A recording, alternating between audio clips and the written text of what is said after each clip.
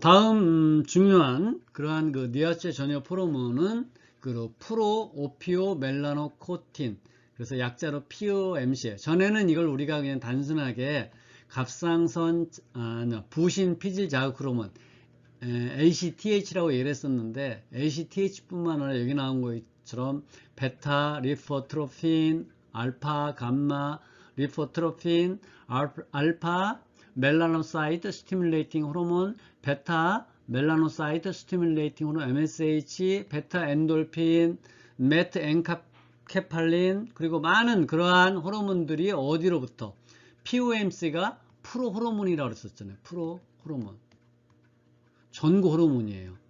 그래서 이 ACT가 지금 서로, 그래서 보게 되면 여기 나와 있는 것처럼 프로 오피오 멜라노코틴 같은 경우는 마이너스 104, 그러니까 약 268개의 아미노 액시드로 되어졌죠. 그게 나중에 그 뇌하체 전엽이나 아니면은 중엽에서 클리비지가 되면서 앞에 N 터미널 프래그먼트, 어떤 구분은 떨어져 나가고, 코티코트로핀과 39개의 아미노 액시드로 되어진 코티코트로핀, 즉 ACTH가 이제 생성이 되고, 베타 리포트로핀 같은 경우는 보게 되면 약 90개 정도 되는 아미노 액시드로 이루어진 게 베타 리포트로핀이고, 그것이 나중에 ACTH가 분할이 되어서 멜라노사이트 스티뮬레이팅 호르몬이나, 혹은 뭐 CRIP는 뭔가요? 코티코트로핀 릴리징 라이크 인터미디에이트 펩타이드, 이런 펩타이드, 혹은 뭐 감마 리포트로핀, 베타 엔돌핀. 베타 엔돌핀은 뭐예요? 오피오이드, 아편 물질이죠. 그래서 우리 그 생체 안에는 엔도지니어스 오피오이드, 우리 생체 안에서 생성되는 오피오이드, 아편약 물질이죠. 그런 물질을 해서 엔도지니어스 오피오이드라고 우리가 얘기를 해요. 그래서 보게 되면 여기 나와 있는 것처럼 다양한 그러한 호르몬이 POMC 의뢰가 되고, 그리고 이러한 그 베타 리포트로핀 호르몬이나 감마 리포트로핀 호르몬 같은 경우는 지질 용해 작용, 리폴라이틱 ATP를 가지고 있고, 그리고 뭐 엔돌핀 같은 경우는 진통작용 같은 경우, 그리고 이제 기분을 좋게 만드는 작용, 그리고 MSH 같은 경우는 스킨 다크닝, 스킨의 흑화, 그죠? 그러한 작용을 MSH가 하는 거예요.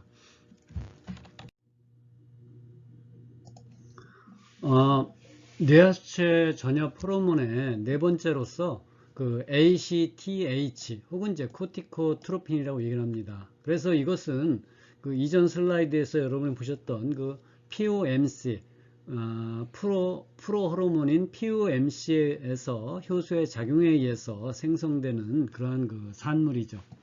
그래서 이 부신피질 자극 호르몬은 39개의 아미노산으로 이루어진 펩타이드 호르몬이죠. 이 ACTH의 주된 작용은 그 아드레날 코텍스, 그 부신 피질.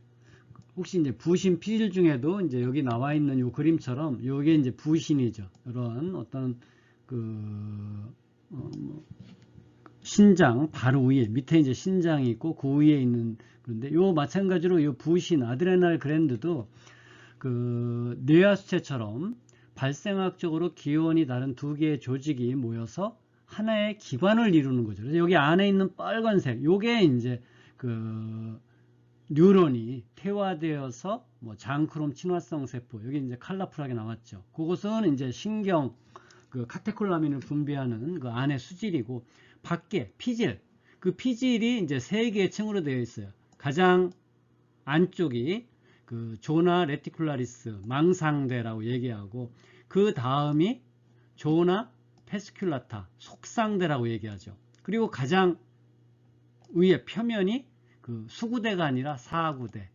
조나 그로메룰로사, 조나 그로메룰로사라고 우리가 얘기를 합니다. 그래서 요 세계층인데, 특히 이제 그 이러한 호르몬의 분비를 촉진하는 것이 요 부위, 그 ACTH가 요 부위에 작용을 해서 당류 코티코이드인 코티솔을 분비하는 거죠. 그리고 위쪽에 요 조나 그로메룰로사는 그 엔지오텐신 2, AT2라는 그러한 그 물질에 의해서 알도스테론이라는 그런 염류 코티코이드, 미네랄로 코티코이드를 분비를 합니다. 그래서 보게 되면 이 ACTH 같은 경우는 속상대를 작용하는데, 여기에 있는 수용체가 이제 그 ACTH 리셉터죠. 요거는 이제 G 알파 S 결합된 수용체이기 때문에 사이클릭 AMP를 매개로 해서 코티솔의 분비를 이제 촉진시키게 되겠죠. 그리고 이제 이렇게 있고, 요거에 대한 조절되는 그런 기전을 보게 되면 마찬가지로 ACTH도 어디에서 그 분비가 코티코트로핀 릴리징 호르몬 CRH죠. CRH는 어디서 분비된 호르몬이에요? 요거는 하이포셀라무스, 그 시상하부에서 분비되어서 뇌하수체 문맥계를 따라서 뇌하수체 전엽에 와서 뇌하수체 전엽에서 코티코트로프의 작용에 의해서 그 POMC가 분비되어지고, 그리고 ACTH가 분비가 되어지죠. 그리고 여기서 CRH는 우리가 일반적으로 릴리징 호르몬의 대부분은 GQ 결합된 수용체인데, 이 CRH 같은 경우는 GS 결합된 수용체예요. 그래서 요 뇌하수체 전엽에 있는 G 알파 S 커플드 리셉터와 결합을 해서 그 ACTH의 분비를 촉진시켜 주게 되겠죠. 그리고 또한 부가적으로 CRH의 요 시상하부에 작용을 해서 항인이 호르몬, 뇌하수체 후엽에서 분비되는 항인이 호르몬이나 아까 그 여기 사구대의 그 알도스테론의 분비를 조절해주는 엔지오텐신 2의 작용에 의해서 CRH의 분비를 포텐시에이션 해준다고 그래요. 그래서 CRH의 효과를 항인 호르몬과 엔지오텐신 2가 CRH의 효과, 어떤 ACTH의 방출을 촉진시키는 작용을, 어떤 상승작용을 통해서 항인 호르몬과 안지오텐신 2도 간접적으로 ACTH의 방출을 촉진시켜주죠. 그리고 또 중요한 것이 세 번째가 우리 동물에 있어서 물리적인 혹은 감정적인 아니면 어떤 그 화학적인 아니면 그 날씨나 여러 가지 이런 스트레스의 작용에 의해서 이 스트레스 이런 팩터가 하이포셀라무스에 작용을 해서 코티코트로핀 릴리징 호르몬 CRH의 분비를 촉진시켜줘요. 그러면 이 CRH 분비가 촉진되면 메디안 에미넌스 부위에서 어디로 그 뇌하수체 문맥계를 따라서 뇌하수체 전엽에서 또 다른 그 캐필러리에서 이게 방출이 되면 이 CRH의 작용에 의해서 POMC를 통해서 ACTH의 분비를 요게 이제 자극하게 됐죠. ACTH는 어디를 가요?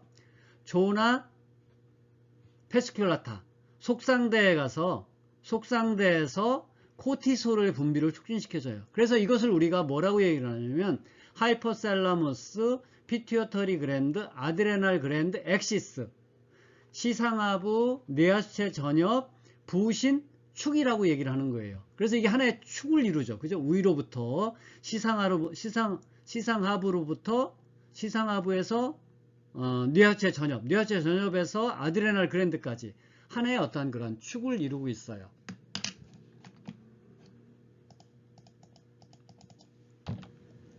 그리고 이러한 그 ACTH 부신 피질 자극 호르몬의 분비를 조절하는 어떤 그 스티뮬라이 그런 자극제는 아까 우리가 봤던 뭐가 있어요? 그 CRH는 어디서 분비된다고 얘기를 했었죠? CRH 같은 경우는 어디서 분비되냐면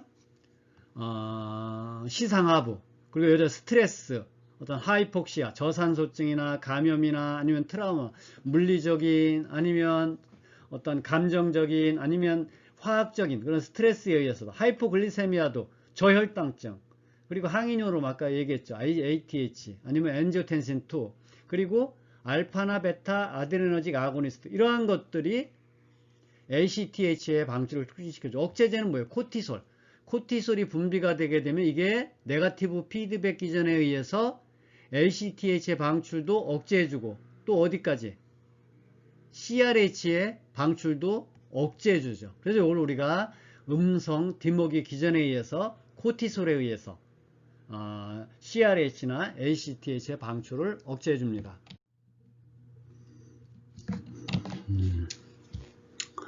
그래서 이렇게 그 HP 엑시스에 의해서 여기 나와 있는 것처럼 HPA 엑시스에 의해서 시상하부 그리고 뇌하수체 그리고 부신 그 축을 이룬다고 얘기를 했었어요.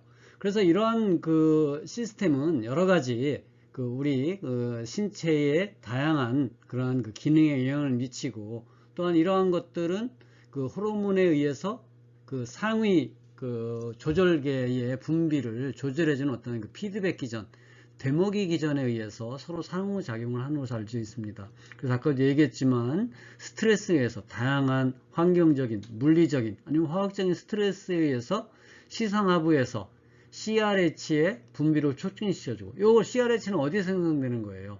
요 신경이죠. 신경. 너브셀에서 뉴런에 의해 생성되는 거죠. 그것이 뇌하수체 문맥계를 따라서 뇌하수체 전엽에 가게 되면 뇌하수체 전엽에 있는 그 코티코트로프에 작용을 해서 POMC 그리고 나서 궁극적으로 ACTH의 분비를 촉진시켜주죠. 그러면 ACTH는 블러드를 따라서 한 바퀴 쭉 돌아서 부신 피질의 속상대에 작용을 해서 코티솔이라는 그런 그 글루코코티코이드, 당류 코티코이드를 이제 생성을 합니다.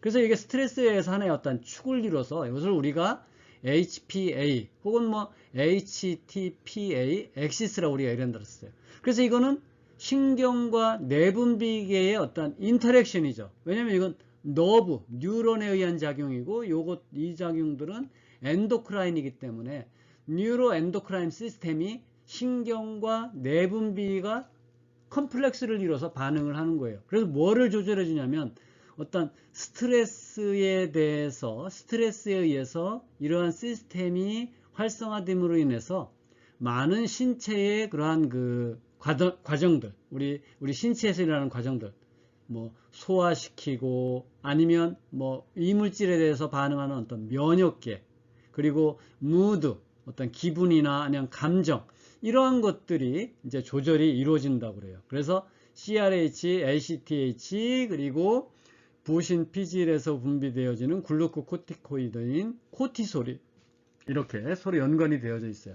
그런데 이렇게 어떤 스트레스 같은 게 뭐 잠깐 오게 되면 이렇게 뭐 갑자기 추운 데 간다든지 아니면 뭐 감정적으로 격해지게 되면 이렇게 반응이 돼서 코티솔로부터 뭐 소화 뭐 효소를 분비를 억제시킨다든지 아니면 소화가 안 된다든지 아니면 면역 반응을 뭐 촉진시키는 이런 작용을 하게 되는데, 이게 만약에 지속적으로 스트레스가 막 지속적으로 있게 되면 어떤 그 질환이 걸릴 수가 있어요. 그것을 우리가 General Adaptation Syndrome 혹은 우리말로는 전신 적응 증후군 혹은 범적응 증후군이라고 해요. 그래서 이러한 것들은 외부의 스트레스, 지속적인 스트레스에 대한 자기 자신을 방어하려는 어떤 일반적인 그런 그 어떤 신체적인 반응이라고 얘기를 할 수가 있어요. 그래서 보게 되면 이게 지속적으로 스트레스가 계속 있게 되면 여기서 CRH가 분비되고, CRH는 뇌하수체 전엽에서 ACTH가 분비되고, ACTH는 부신 피질에 가서 코티솔의 분비를 추진해요. 이 코티솔은 뭐 와서 또 여러 가지 반응을 하죠. 뭐 면역계의 어떤 면역 이뮨 서프레션이라든지 아니면 뭐 기타 프롤락틴 같은 경우도 분비가 되어지고 아니면 여러 가지 이러한 것들이 분비가 되어지는데, 이게 지속적으로 막 장기간 크로닉하게 일어나게 되면 우리 초기에는 이러한 반응에 대해서 어떤 경고 반응이 일어나게 되죠. 그러므로 인해서 신체에서 이런 코티솔의 분비를 촉진시켜서 어떤 면역 반응을 매개하고 어떤 뭐 소화를 뭐 이런 것들을 어떤 반응을 하게 되는데, 이게 이제 첫 번째 단계는 그래서 이제 경고 단계예요. 1번은 경고 단계.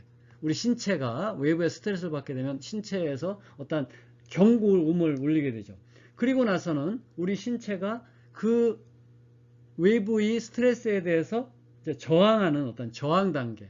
그리고 이게 지속적으로 이루어지게 되면 나중에는 면역의 서프레션, 이뮨 서프레션이 일어나게 되고, 그럼으로 인해서 더 이상 반응할 수 없는 버닝아웃, 소진되는 단계가 있어요. 어떤 면역계의 이러한 시스템 자체가 소진이 돼버리죠. 그래서 1번 단계가 아까 얘기했지만 어떤 알람, 경고, 두 번째는 레지스턴, 저항 단계, 세 번째는 소진 단계로서 이때는 상당히 심한 어떤 더 이상 스트레스에 저항할 수 없게 된 그러한 어떤 상태, 우리 몸에도 만성 질환이 있고 장기간의 영양 결핍으로 인해서 더 이상 반응하지 못하고 결국은 나중에는 죽음의 사망에 이를 수 있을 정도의 그러한 질환을 우리가 그 전신 적응 증후군이라고 우리가 얘기를 합니다.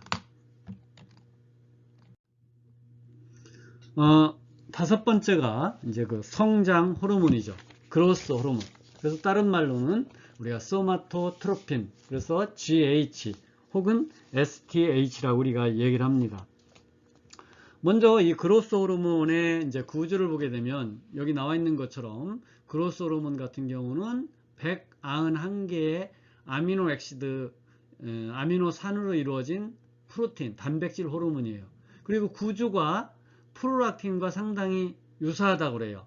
혹은 뭐 휴먼 프레센탈 락토젠이라는 그런 호르몬과 유사하기 때문에 어떤 액티비티가 이제 어떤 그 크로스 리액티비티가 있다고 그러죠.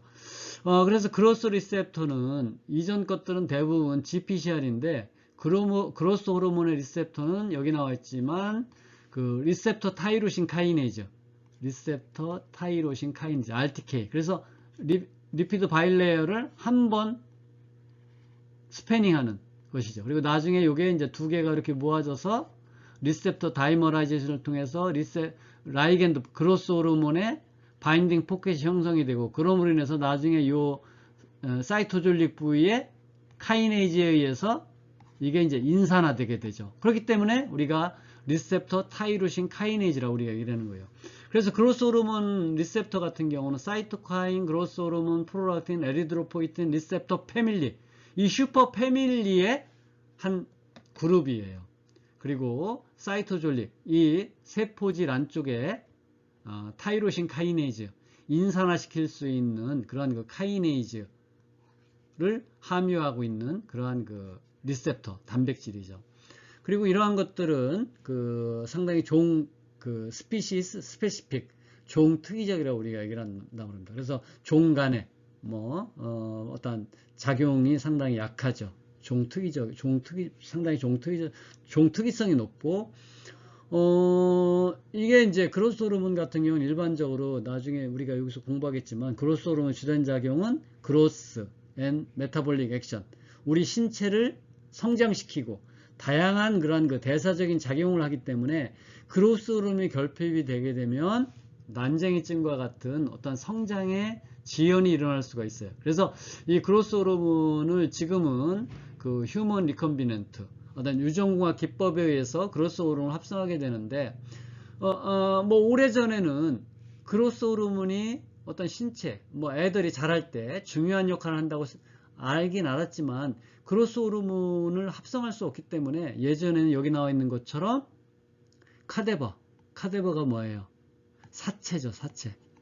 그래서 이 그로스 호르몬이 니아스의 전엽에서 분비되어 있기 때문에 니아스의 전엽을 적출해서 거기서 그로스 호르몬을 추출해 내려면 어린 애기 한 명을 1년 동안 주사하려면 사체가 120개가 필요하다고 그래요. 니아스를 적출해서 거기서 그것을 이제 분리해서 이제 사람에게 이제 주사를 했겠죠. 그 정도로 상당히 이제 예전에는 이렇게 많은 사체를 필요했는데, 요새는 휴먼 리컴비넌트 그로스 호르몬, 어떤 유전공학 기법에 의해서 합성이 이루어지고, 그럼으로 인해서 성장이 지연이 되는 경우에 그로스 호르몬 주사를 이제 맞기도 하게 되겠죠. 그리고 그로스 호르몬의 분비는 다이우럴 리듬, 그러니까 특히 이제 그 24시간 주기, 생체 주기에 따라서 그로스 호르몬의 분비가 증가하고 감소하죠. 특히 그 야밤에 12시부터 야밤에 딥 슬립인 상태에서 그로스 호르몬의 분비가 최고에 이를 수가 있어요. 그래서 여러분, 우리 애기들한테 그러잖아요. 애들은 일찍 자라, 이런 얘기가 다 그로스 호르몬 분분이 우리 저녁에 밤에 잘 때, 깊은 아주 숙면을 취할 때 그로스 호르몬의 분비가 촉진되고, 그러므로 해서 애들이 이제 잘 자라게 해주게 되겠죠. 그리고 마찬가지로 그로스 호르몬도 분비될 때는 맥동성, 분비가 증가됐다 감소됐다 이런 맥동성 양상으로 분비가 이루어진다 그래요.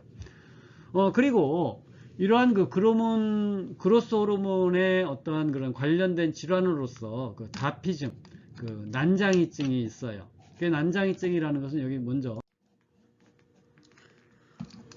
이 그 다피즘은 우리가 이제 난장이증이라고 이제 외소증이라고 얘기를 하는데 그 여기 보게 되면 이 외소증이 있는 환자에게 있어서 그로스 호르몬이나 그로스 호르몬 리셉터, 즉 그로스 호르몬과 결합하는 리셉터는 노말이에요. 노말인데 뭐가 없냐면 혈중에 그로스 호르몬 바인딩 프로테인인 게 있어요. 그로스 호르몬 GB 바인딩 프로테인, 뭐 GBP라고 얘기를 하는데 이 GBP가 정상보다 낮은 거예요. 그래서 이 GBP는 우리가 다른 말로 인슐린 라이크 그로스 팩터 혹은 뭐 인슐린 라이크 그로스 팩터 바인딩 프로테인, 이러한 것들이 GBP는 요 그로스 호르몬 바인딩 프로테인이 인슐린 라이크 그로스 팩터고, 인슐린 라이크 그로스 팩터와 결합하는 것이 그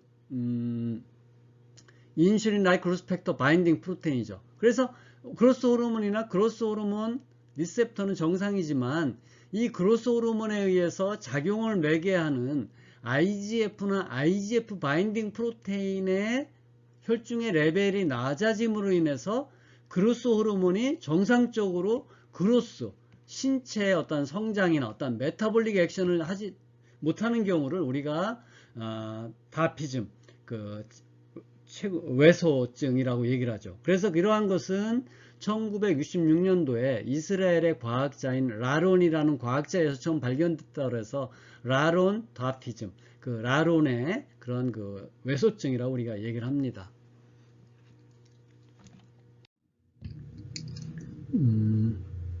그로스 호르몬의 작용에 관해서 공부하도록 하겠습니다. 그로스 호르몬은 그로스 호르몬 혹은 뭐 그로스 호르몬 혹은 소마토트로핀, 그래서 약자는 STH라고 얘기를 하죠. 그래서 그로스 호르몬은 주된 작용은 인슐린과 유사한 작용을 하고 있어요. 그래서 인슐린과 그로스 호르몬은 이제 밀접한 작용이 있는데, 그 대사적인 작용에 있어서는 그 인슐린과 비슷한 작용을 가지고 있어서 단백질을 이제 합성하는 아미노산으로부터 그 단백질을 합성하는 그러한 그 동화작용, 그리고 그 지방은 그렇지만 분해를 한다고 그래요. 그래서 에너지원으로서 리피드를 사용하기 때문에 뭐 탄수화물이나 아니면 단백질은 이제 보존해 주기 때문에, 인슐린이 결국은 탄수화물을 보존해 주는 작용이잖아요. 그렇기 때문에 인슐린과 비슷한 작용을 하고 있고, 또한 이런 대사적인 작용뿐만 아니라 그 근육이나 아니면 우리 골 조직의 어떤 성장에 많은 작용을 가지고 있어요. 그렇지만 여기 나와 있는 것처럼 그로스 호르몬, 릴리징 호르몬이 어디에서 시상하부에서 분비되어져서 뇌하수의 전엽에서 이제 그로스 호르몬이 분비가 되는데, 이 그로스 호르몬이 분비가 되어서 혈중에 이동할 때는 그로스 호르몬 바인딩 프로테인과 결합되어 있는 상태로 이동을 한다고 해요. 사실 그로스 호르몬 자체가 이제 단백질 호르몬이기 때문에 우리 일반적으로 그로스 호르몬이 뭐 혈장 단백과 결합하지 않는다고 생각할 수도 있지만, 그 그로스 호르몬 바인딩 프로테인이 있다고 그래요. 그러다가 요게 나중에 그로스 호르몬 바인딩 프로테인이 타겟 오간, 뭐 본이나 아니면 머슬에 있는 그로스 호르몬 리셉터, 그로스 호르몬 리셉터는 리셉터 타이로신 카이네죠. RTK죠. 그래서 여러 가지 시그널 트랜스덕션 작용을 통해서 뭐가 합성이 되냐면 인슐린 라이크 그로스 팩터, 요거는 좀 이따 우리가 이제 공부를 할 거예요. 인슐린 라이크 그로스 팩터를 합성하고, 인슐린 라이크 그로스 팩터가 다시 이 타겟 오간에서 분비가 되어서 혈중에 인슐린 라이크 그로스 팩터가 돌아다니다가, 얘도 마찬가지로 바인딩 프로테인과 결합되어 있는 컴플렉스를 이뤄서 다니다가, 이게 이제 나중에 리셉터와 결합할 때는 얘는 이제 그 분리가 일어나죠. 분리가 일어나서 인슐린 라이크 그로스 팩터와 리셉터가 결합을 해서 시그널 트랜스덕션이 일어나고 타겟 오간의 그로스, 본이나 아니면 머슬과 같은 그러한 그 조직의 성장에 작용을 하는 거예요. 그래서 처음에는 사람들이 그로스 호르몬에 의해서 이 그로스 호르몬이 직접 작용한다고 생각을 했죠. 그런데 나중에 보니까 중간에 어떤 그 메디에이터, 매개체 역할을 하는 게 있는 것을 알았어요. 그래서 그것이 뭐냐면 여기 나와 있는 것처럼 인슐린 라이크 그로스 팩터 혹은 소마토메딘, 메딘, 소마토와 메디에이터의 합성어잖아요. 그러니까 그로스 호르몬의 작용을 매게 해준다고 그래서 소마토메딘, 혹은 다른 말로 인슐린 라이크 그로스 팩터죠. 그래서 인슐린 라이크 그로스 팩터의 프라이머리 스티뮬런트, 그 생성 촉진제는 뭐예요? 그로스 호르몬. 여기 보면 그로스 호르몬이 뭐를 촉진을 해요? 인슐린 IGF의 합성을 촉진시켜 주는 거란 말이에요. 그래서 주된 1차 IGF 프로덕션의 스티뮬레이터, 자극 물질은 그로스 호르몬이죠. 그래서 이러한 것들은 어디? 신장이나 아니면 간장에서 이게 생성이 되는 거죠. 그래서 이러한 것들은 특히 그 콘드로이틴 설페이트, 그러니까 연골의 구성 성분인 콘드로이틴 설페이트, 어떤 그 설페이션, 유화인자라고도 얘기를 해요. 거기에 이제 설페이트를 갖다 붙이게 되는 거죠. 그리고 이러한 것들은 또한 여기 흥미로운 것이 그 non-suppressible insulin-like activity. 그래서 사람들이 보니까 IGF가 인슐린과 유사한 작용을 해서 인슐린의 작용을 억제해주기 위해서 인슐린 항체를 넣어봤어요. 그래서 인슐린 항체를 넣어도 그로스 호르몬의 작용이 이것을 매개로 해서 그로스 호르몬의 작용의 기능이 계속 이루어지기 때문에 non-suppressible insulin-like activity라고 얘기해요. 인슐린 항체를 집어넣어도 IGF의 작용이 감소하지 않기 때문에 이 IGF는 Non-Suppressible Insulin-like Activity, 그래서 NSILA 액티비티를 가지고 있다고 얘기를 하는 거예요.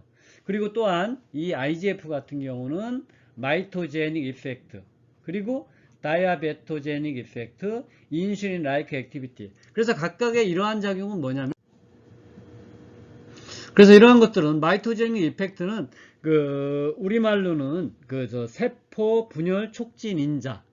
그래서 이 IGF 같은 경우가 조직 세포의 증식을 촉진시켜 준다고 해요.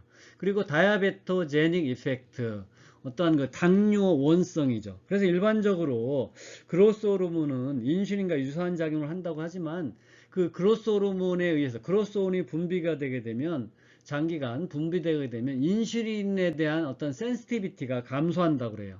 그렇게 됨으로 인해서 다이아베토제닉, 어떤 당뇨 원성 작용을 가지고 있다고 얘기하죠. 그리고 인슐린 라이크 액티비티를 가지고 있고, 이러한 작용을 갖는 것이 이제 여기 나와 있는 IGF고, 그리고 이러한 그 그로스 호르몬의 방출의 어떠한 조절 물질로서 그 GIH, 인슐린의 그로스 호르몬의 방출을 억제해주는 그로스 호르몬 이니비팅 호르몬. 그래서 이러한 것들은 어디에서 방출돼요? 그 시상하부에서 방출되는 거죠. 그리고 또한 그로스 호르몬 릴리징 호르몬. 그런데 그로스 호르몬 이니비팅 호르몬은 G알파-I 결합된 수용체이기 때문에 사이클릭 AMP 생성을 억제해주고, 그럼으로 인해서 혹은 이러한 작용을 하는 것이 소마토스타틴도 GIH로 작용을 한다고 그래요. 그리고 GRH 같은 경우는 그 GS 결합된 수용체죠. 아까 우리가 릴리징 호르몬 같은 경우 이러한 호르몬 대부분 GQ 결합된 수용체였다고 했어요. 근데 이제 GRH 같은 경우는 GS 결합된 수용체죠. 그리고 계속해서 그로스 호르몬의 분비에 어떠한 그 조절 물질을 보게 되면 그 자극 물질, 자극 인자는 혈중의 글루코즈 레벨이 떨어지게 되면 그로스 호르몬의 분비가 촉진시켜주고, 그리고 또 한 가지는 뭐예요? 시상하부에서 분비되는 뭐예요? 그로스 호르몬 릴리징 호르몬도 그로스 호르몬의 분비를 촉진시켜주죠. 도파민, 엑서사이즈, 운동하는 거, 슬립, 딥 슬립 같은 경우, 그리고 성적인 성숙이 이루어지게 되면 뭐 여러 가지 그 성징을 나타내는 음모나 이런 거가 생기기도 하지만, 또한 남자 같은 경우 기골이 장대해지죠. 퓨버티, 성성숙에 의해서. 그런 경우에도 이러한 그 그로스 호르몬의 방출을 촉진시켜줌으로 인해서 골격이 이제 커지고 튼튼해지는 거죠. 그 다음에 이제 억제인자들, 그로스 호르몬 억제인자 같은 경우는 혈중의 글루코즈 레벨이 높아지는 경우에는 그로스 호르몬의 방출이 억제가 되고, 또 소마토스타틴, G알파-I 결합된 대표적인 소마토스타틴, 뉴로트랜스미터 같은 경우, 그런 도파민 안타고니스트 여러분 알죠? 아고니스트는 효연제라고 얘기를 하는데, 안타고니스트는 이제 기량제라고 얘기를 하죠. 기량제. 그래서 어떤 도파민의 고유한 작용을 블로킹 해주기 때문에 그러한 것들이 그로스 호르몬의 방출을 억제해 준다고 합니다. 여섯 번째, 그 뇌하수체 전엽에서 분비되는 호르몬이 이제 프롤락틴. 그래서 우리말로는 뭐라고 얘기를 하면 체유 호르몬. 유즙 분비와 이제 밀접한 관련이 있어요. 아까 그로스 호르몬이 191개의 아미노 액시드라고 얘기를 했었는데, 이 프롤락틴 같은 경우는 199개, 200개에서 마이너스 1이죠. 그죠? 199개의 아미노산으로 이루어진 단백질 호르몬으로서 구조가 그로스 호르몬이나 아니면 휴먼 플레센탈 락토젠이라는 호르몬과 상당히 구조가 유사하다고 그래요. 그래서 어떤 활성에 있어서도 오버래핑, 중복되는 그러한 그 활성을 가지고 있다고 그래요. 이 프롤락틴 같은 경우에는 혈중의 그로스 호르몬과 달리 혈중의 혈장 단백과 결합하지 않는다 그래요. 아까 그로스 호르몬 같은 경우는 그로스 호르몬 바인딩 프로테인이 있어서 그로스 호르몬과 결합했었잖아요. 근데 프롤락틴 같은 경우는 혈중 단백질과 결합하지 않고, 그러므로 인해서 반감기가 약 20분 정도, 20분이면 상당히 짧은 거죠. 그죠? 마찬가지로 리셉터는 사이토카인, 그로스 호르몬, 프롤락틴, 에리드로포이틴 리셉터 패밀리, 리셉터 타이로신 카이네이즈라는 멤브레인을 한번 선회하는 그러한 슈퍼 패밀리, 리셉터 타이로신 카이네이즈, 그거의 한 멤버로서 작용을 하지만 그 메커니즘은 많이 알려져 있지 않다고 그래요.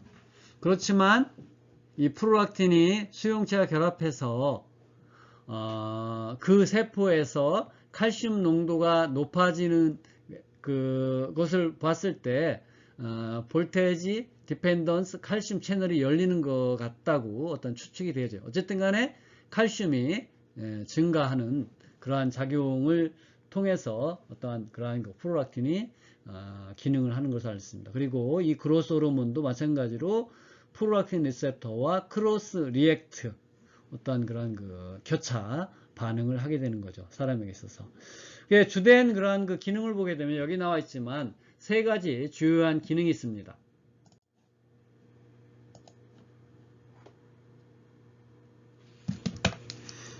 그래서 이러한 그 세 개의 주요한 기능은, 먼저 첫 번째는 이제 그 멤모제니시스. 그래서 우리말로는 그 유선의 발달이죠. 그래서 보게 되면 멤모, 어떤 그 메모리 그랜드, 유선의 생성, 유선의 발달. 그래서 메모리 그랜드의 디벨로프먼트. 그래서 이러한 작용을 할 때는 그 에스트로겐이나 아니면 프로게스테론이라는 그러한 그 호르몬과 함께 이러한 그 유선의 그 발달, 유선의 발달, 어떤 발육과 성장을 촉진시켜주죠.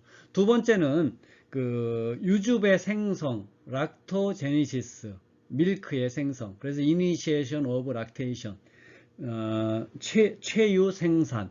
그래서 이것은 만약에 뭐에 의해서 이 락테이션, 그 유즙이 생성이 이제 억제가 되냐면 에스트로겐이나 프로게스테론의 농도가 높은 경우에, 그리고 혹은 또 델리버리, 그 분만 후에 즉시.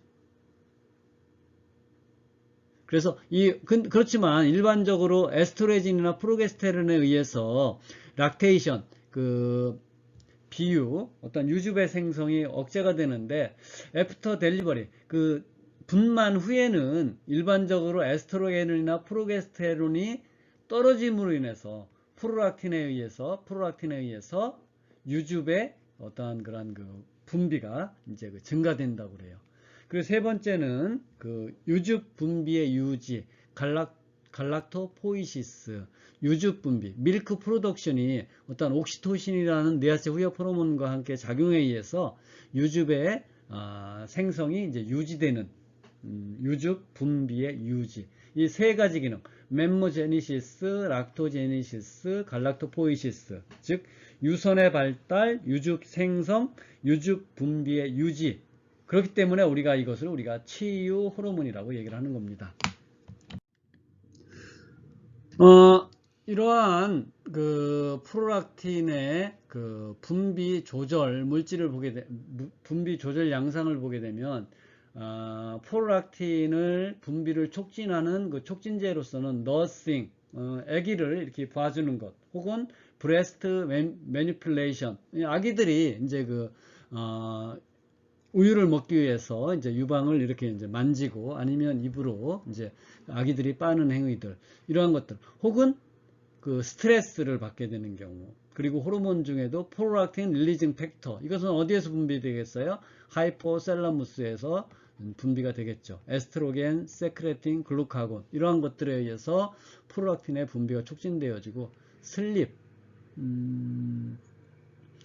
어떤 수면을 취하는 거, 그리고 도파민 안타고니스트, 도파민 기량제, 그에 비해서 억제 호르몬은 소마토스타틴 혹은 프롤락틴 이니비팅 호르몬, 요거는 어디에서? 그 하이포셀라무스에서, 시상하부에서, 그리고 도파민이 PIH로서 작용하죠. 마찬가지로 어쨌든 간에 도파민이나 소마토스타틴, 이런 것들은 대표적인 G알파 I 결합된 수용체죠. 그리고 도파민 아고니스트들, 도파민이 다 도파민 아고니스트, 이러한 것들이 프롤락틴을 분비를 억제해주는 억제 물질이죠. 호르몬의 분비 조절에 있어서 가장 잘 알려져 있고 우리가 가장 잘 알려져 있는 것이 피드백 기전이에요. 피드백, 데모기 기전이죠. 그래서 보게 되면 여기 나와 있는 것처럼 하이포셀라무스 시상하부에서 릴리징 호르몬이 방출되어지고 그것이 뇌하체 전엽에 이제 가게 되죠. 그래서 뇌하체 문맥계를 통해서 가게 되고, 뇌하체 문맥계를 통해서 가서 뇌하체 전엽에서 그 여러 가지 트로프들, 뭐 다이로트로프, 고나드트로프, 소마토트로프, 이런 것에 의해서 뇌하체 전엽에서 호르몬이 이제 방출이 돼요. 그러면 방출 호르몬은, 이 호르몬이 타겟 오간에 가죠. 그렇게 되면 여기 나와 있지만 타겟 오간이 뭐예요? 타이로이드도 될 수 있고, 고나드, 성선, 오발이나 테스티스, 혹은 아드레날 그랜드, 부신이 될 수가 있죠. 그러면 여기에서 이제 호르몬이 분비가 되죠. 그래서 갑상선에서는 T3나 T4 같은 경우, 고나드에서는 에스트로겐이나 프로게스테론, 아니면 안드로젠들, 그리고 아드레날에서는 코티솔과 같은 그러한 호르몬이 분비돼요. 그러면 이런 것들이 혈류를 따라 가다가 어디 가서? 시상하부에 가서, 혹은 경우에 따라서는 어디 뇌하체 전엽에 가서 그 호르몬의 방출을 억제해줘요. 그렇게 되면 하이포셀라무스에서 릴리징 호르몬의 방출이 감소가 되고, 그렇게 되면 뇌하체 전엽에서 방출되는 그 호르몬의 방출이 또 감소가 되고, 그렇게 되면 갑상선이나 성선, 부신에서 호르몬의 분비가 이제 감소가 되겠죠. 이러한 것을 우리가 네거티브 피드백 시스템, 네거티브 음성 데모기 기전이라고도 얘기를 하는 거예요.